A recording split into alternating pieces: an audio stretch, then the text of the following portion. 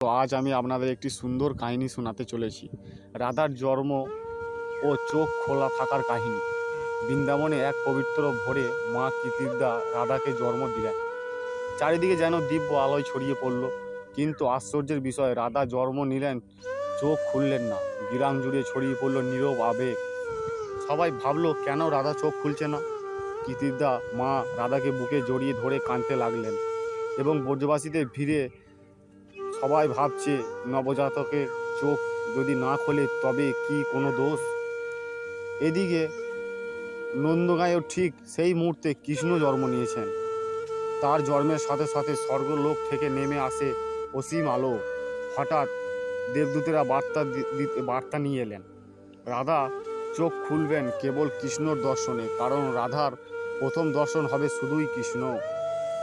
কিছুদিন পরে যশোদা মা রাধাকে নিয়ে এলেন নন্দভাবে। কৃষ্ণ রাধাকে সামনে এনে রাখা হলো।